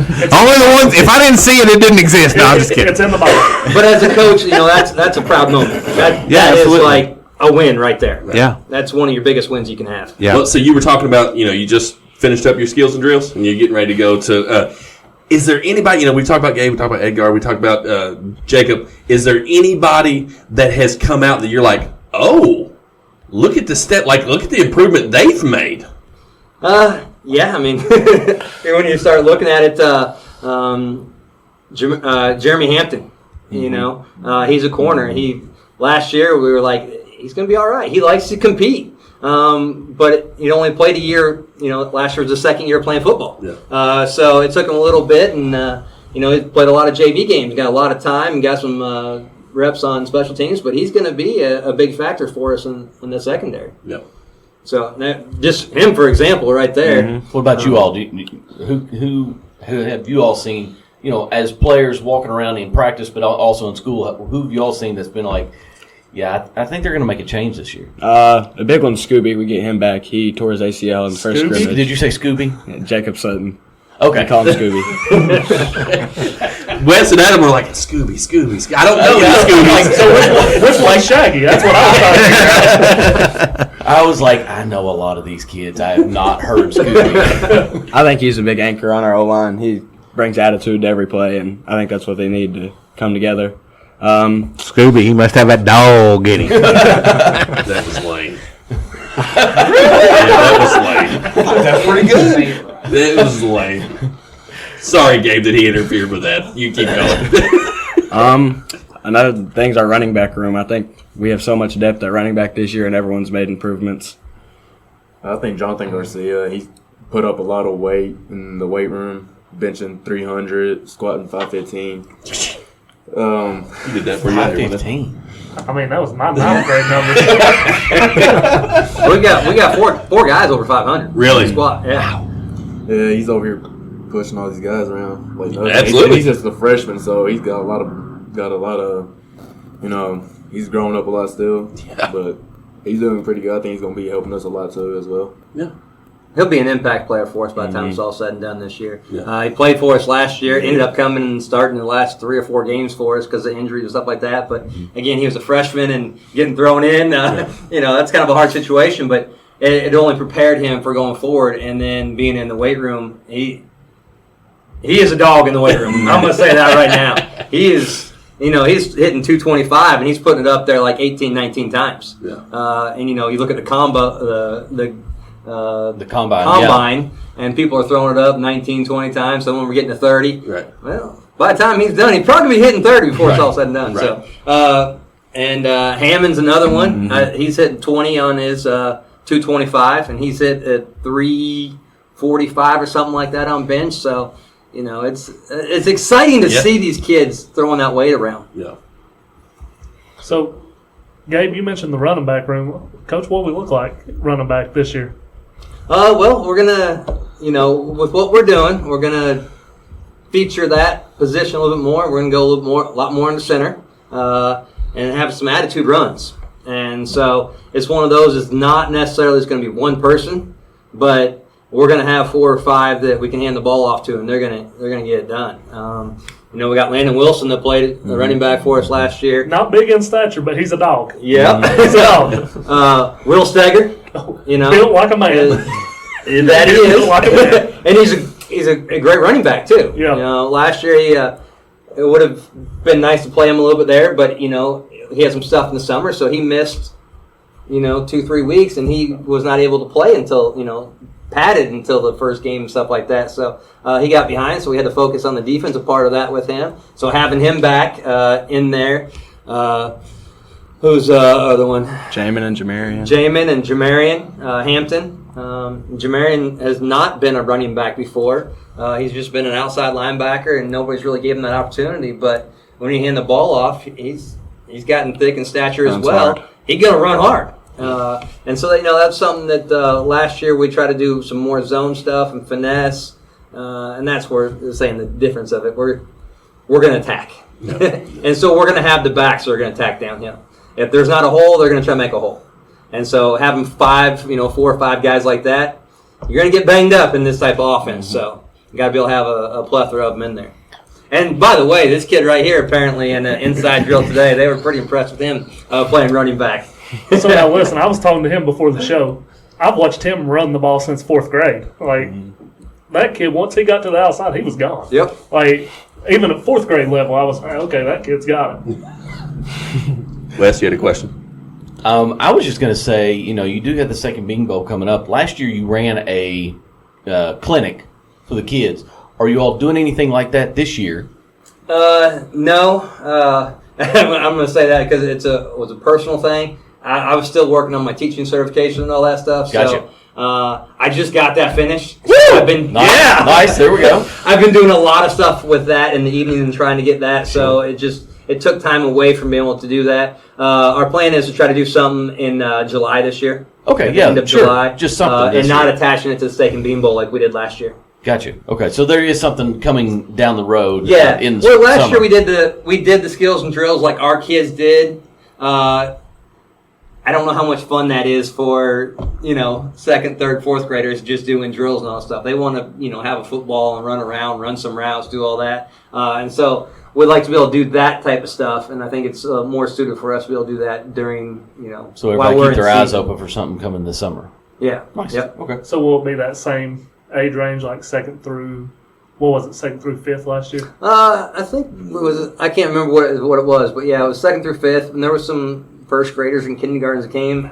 if they wanted to be there, I'd take them. That's all I need. So that's all I need. I was gonna say he's got two that are 8 up with football. That's good to hear. What you had sent something in the notes, but I can't find it. What was it you were wanting to ask about? Was that the same thing? Yeah, it was. Yeah, it was youth. the camp. Okay, Didn't know if we were going to do anything, and then, I mean, I want to talk about the elephant in the room. We need a youth football program. Is there any plans for youth football here in Montgomery? Because right now, and I'm thankful that they've got the league, but I'm driving to Winchester, and I mean, do we want to lose kids to Winchester? No. But this is where it starts at youth and then works its way up. So is there any plans for anything here? It's a touchy subject, It is. You got It is. people on both sides of the fence that want it, they don't want it, they want this, they want that. And like I'll say this again. My whole goal is that they play football when they get to high school. And however that happens to be, whether it's through flag or whether it's through tackle, I'm not going to sit there and say, okay, we're going to have this league here, and we're going to play this, and it's a rec league, and it needs to be a rec league. They need to develop a love for the game, and I say that because we've had a lot of kids that I don't say a lot of kids. We have a number of kids that grew up with that aren't playing anymore, and we have a number of kids that didn't play till their 7th or 8th grade year. So my whole thing is I want to have kids that develop a passion for the game of football. And if they develop that passion, they're going to play in high school. So I'm not going to sit here and say we have to have this or that. My thing is just whatever the community has that they're going to offer, I'd like to see kids take advantage of that. Are you saying opposite of the flag football? Well, I mean, either one. Are we not doing the flag? There's not a spring flag football league right now because there wasn't enough kids interested. But yet, like I said, I'm going to Winchester and I coach a team. I've got 12 kids.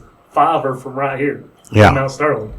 So, I mean, there's interest somewhere. Mm-hmm. And it seems like maybe there's just, and I don't know that it necessarily is a Coach Caba issue. I think we have things are falling through the cracks, and it's unfortunate because, like you said, we got to develop that love of the game, and we need to develop it here.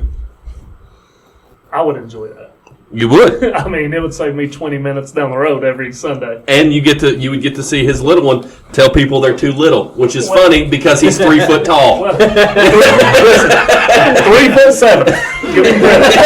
He'll tell, or the roller coaster celebration, and he's like lightning. You get that football in his hand, he is gone. Ain't nobody catching him. Tyreek Hill's his favorite player. Okay. So last year in a game in the fall, he hit the outside, and as soon as he hit the outside, he put the peace sign up all the way to the end zone. Like, he knew he was gone. But it's having fun. And the first game of the season, he gets out there and scores a touchdown, starts doing the rowboat. Or no, it was the roller coaster. That's what it was. Yeah. He's so funny. Yeah. I do think that if we could get with our youth leagues, our rec programs, and get that, like I do think, like you said, the interest is there. Like, I don't personally, and I'm sure I'm going to make somebody mad, I don't think it's Parks and Rec's job to run our program. And I also don't think it's the high school coach's job to run our program. But somebody has to step up somewhere. Like, if you need me, hey, I'll help anyway. I'm invested in my kids. I'll invest in your kids. I don't care a bit. Right. Just let me know what to do. Start lining up the sponsorships for the From Corner to Corner Spring Football Rec League. Spring ball. Shoot, I don't care. Well, and I think that comes back to... If the XFL can do it, we can too. They also had Dwayne The Rock Johnson. The Rock's got a little bit more money than we do. But I'll call him. I'll call him and see what he can do for us. There you go. I think, we talk...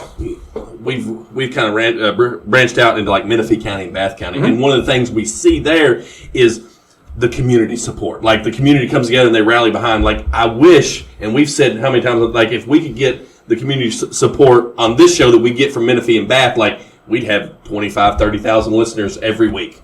And I think that's not just with us. That's with basketball. That's with football. That's with soccer. Like, I think the community support, the community buy-in is huge. Yeah, it is in everything you do. Yeah. It doesn't matter whether it's youth league or adult league or anything like that. You got to have community involvement and community support. not only financially, but you got to have the manpower. That's a big thing. You know, any level you're doing it, you got to have manpower to do that. So the more buy-in you can get from the community, the better off you're going to be at it. Coach, I'm gonna sit here and say you talk about an adult league. My knees already hurt from trying to think about how I would. And it could be flag football. I'm gonna pull a hamstring. It's gonna be bad. I'm gonna get hurt walking off the bus. Yeah. Well, I ain't walking off the bus. So you're telling me you're not playing slow pitch softball this summer, huh? I've never played the slow pitch softball. They've tried every year to get me to play. Listen, 11-1 team, it's got a good softball team. Well, they put 3 out. Surely one of them has to be good. I played on one of them, and I've never. Are you going to play? My life. I'm not going to play. If you'll play, I'll play. I'm not sure my back's ready for that. Well, I'm not sure my knees are. Well, he's a little busy during softball season. What, doing coaching football? Yeah, a little bit. Well, busy. come on. So you talked about you finished your degree. Yes. That's a huge accomplishment. Yeah, so I tell us finished about my teaching certification degree through Campbellsville University. So that is now my 3rd degree. I'll have rank 1, so that's pretty awesome. Nice. On that. So, but it's been a process ever since I got the job here. I've been in classes, and it's supposed to be a year and a half. It's not. But when you got life going on, Right. it doesn't quite go that fast. Right. So it took some time, and there was some state tests and all that stuff at the end that I had to pass, and got a little nerve-wracking for a while. Yeah. So I'm also a father of 3, so I've got 3 kids. I got one in college that had just transferred over in December as well. So one in elementary school and one in high school. So you got that plus my wife took a promotion in her job, so now she's in Lexington every single day. So life's gotten Life busy. is busy. So that's why I'm looking forward when football starts, because you'll slow down. It does, because in the summertime, we're going to practice from 10 to noon, Monday through Thursday, through the month of June to up till dead period, and that's just football time. Yeah. And I have 3 hours ahead of that to prepare for all that. Right. And then when we get to summer, we're practicing 8 o'clock to noon on Monday through Friday. So, and when we're done with that, the kids can do their thing, and the coaches can meet for an hour or 2 hours after practice, and it's not the NFL, right. And it's not college. All of our coaches have other jobs, and almost all of us are teachers, and that's our primary job. Right. And then we all love to coach, Right. so that's what we do. Right. It's surely not for the money.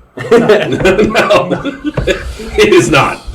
So, boys, your coach here just talked about his 3rd degree. Got finished with it. So, 2 questions. It's never too early to think about this.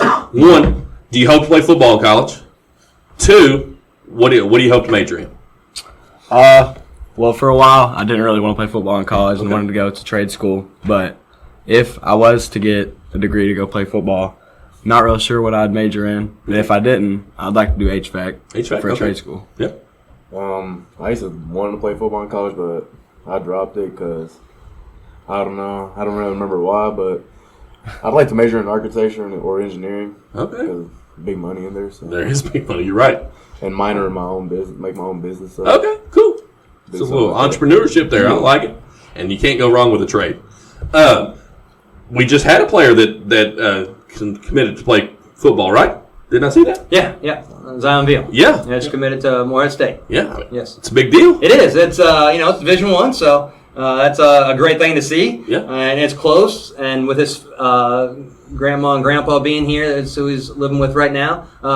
They're going to be able to see him play. So that's awesome that they're near an opportunity that presented itself that right here. Right. When you think about Division I, you could be across the country. Yeah. And so have him here near. 35 minutes up the road. We'll be able to go watch games. Yeah. And going back to Alex Hatton. Alex just got done with his spring practice at U-Pike. He transferred mid-year from Lindsey Wilson to U-Pike. Lindsey wanted him as a tight end. He didn't want to play tight end. He wanted to go quarterback. U-Pike took him, and he had a good spring game. He had a couple rushes for 20, 30 yards, and he was like 5 or 6 or something like that with a 40-yard touchdown pass.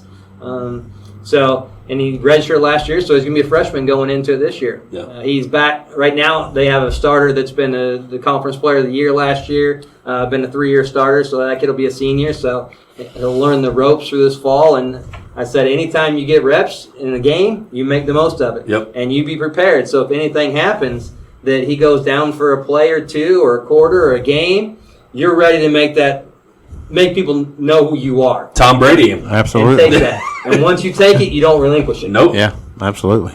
Absolutely. Adam? Oh, no, I'm good. You good? Okay. What game?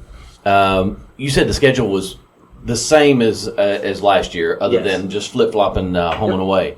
What game are you all looking forward to this year? Either way, the Rec Bowl, just because it's first time in a real game in action. I had a good game in the Rec Bowl last year, and want to have a better game this year. I want to say Clark County. Yeah. That's the game I'm looking forward to. Does spring ball, like, give you the energy to be like, okay, look, I know you get in pads early, and then you all do, your summer ball and your practices and whatnot, but does that just give you that extra charge knowing that, all right, I've got this many months, does it create more excitement for you all to kind of be like, okay, we're getting there? Oh, yeah. Especially first taste, get pads on, get a hit a little bit. Yeah, start hitting and just gets me excited for the season. Yeah. It's the fun and the grind. Right. Because they've been hitting the weight room since December. Sure. And they've been doing skills and drills. When spring practice is over, they're right back to lifting and conditioning in June. And then we come back for mandatory practices, and, you're in 2 weeks before you ever get the pads on. So it's the fun time in the middle of a cookie right now. Right. That's where they're at. So So as we start to wrap up, the Rec Bowl's coming up. Tell us when that is, time. Can anybody come watch it? Give us all that information. I believe it's 24th of August. It's on a Saturday. That's the first week that KHSAA has their games of week 0. So everything got pushed back a week this year. And I hate that term, by the way, week 0. I don't know. But they started in college. I'm like, you're clearly playing. It's week 1. Sorry. So that's a tangent. So we have them. We'll have Gulf County coming in, and it's just like last year. I hope we try to make it a big thing. I'm not sure exactly what other sports are going to be there, but I know soccer's been doing stuff. They used to do the big weekend, right? Yeah, so we try to make it a big weekend, and then it culminates at the football game. So that was a long day last year. I went to several different things. I started that day at 9 a.m. It's a great day for the school. I mean, Yeah. you can showcase a lot of your athletics in one day in one place. So, well, I'm an idiot. I said Rec Ball. I was really meaning steak and bean ball. That's next Thursday, I believe, right? So tell us about the steak and bean ball. Steak and bean ball. Okay, it is next Thursday at 6:30. It's free for anybody who wants to come. I know Whitaker Bank is the sponsor of it, and they usually have some stuff to hand out and all that. But it's just it's a good time. It's not a regular traditional football game. We're not going to be padded up in helmets and all that stuff. It's going to be a flag football, one-hand touch, 7-on-7. So we'll have offensive linemen playing quarterback, running routes, playing DBs. Yeah. So they enjoy it. And it's just a fun night for everybody. There's no pressure on anybody like that. It's just, our players have fun, get family, friends, community down there, and just use it as a social gathering as well. Can I call a play? I just want to call a play. One play. He forgot that we were supposed to be the special coaches this year. The annexation of Puerto Rico. So we have to think about that as you go for your draft on next Tuesday night.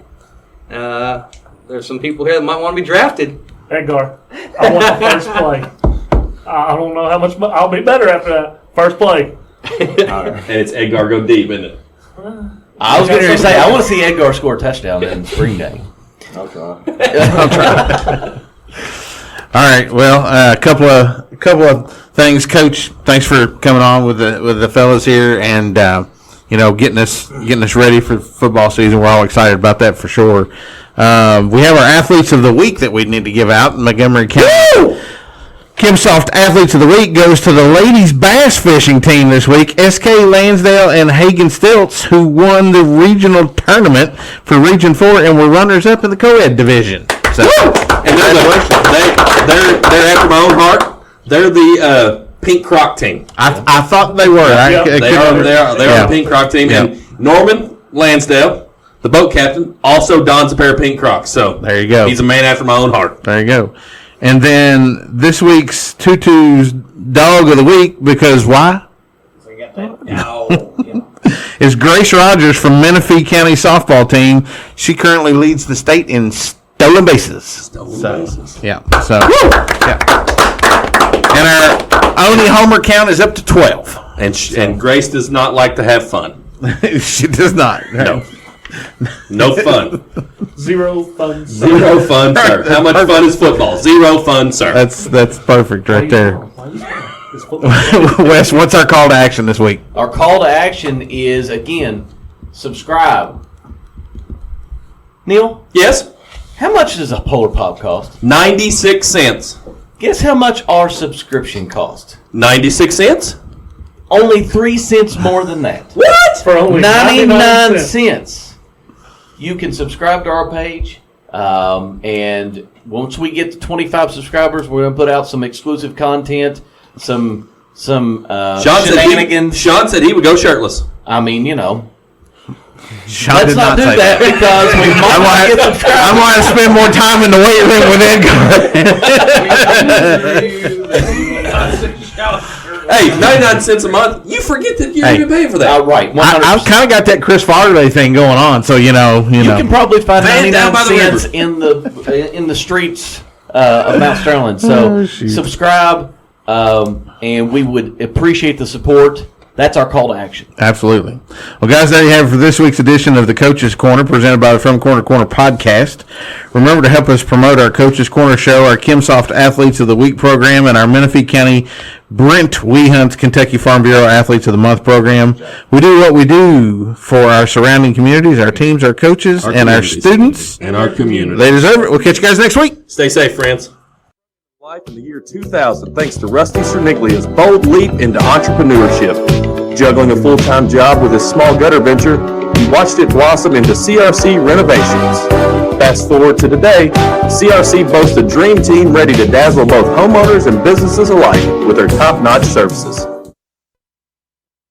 Hey everyone, this is Sean with the From Corner to Corner podcast. I'd like to take a moment to thank all of our sponsors. We have Community Trust Bank, who sponsors our studio here on North Maysville. KimSoft, who is our sponsor of our Athlete of the Week. 22 Sweet Treats, who sponsors our Dog of the Week. CRC Renovations, Kentucky Realty Group, Jacobs Auto Body, Brett Wehunt's Kentucky Farm Bureau in Frenchburg, sponsor of our Athlete of the Month in Menifee County. And then our newest sponsor, Kelwell Commissary and Simply Secured, who sponsors our From Corner to Corner Road Show. Thank you all for making all of this happen, and we appreciate all of your support.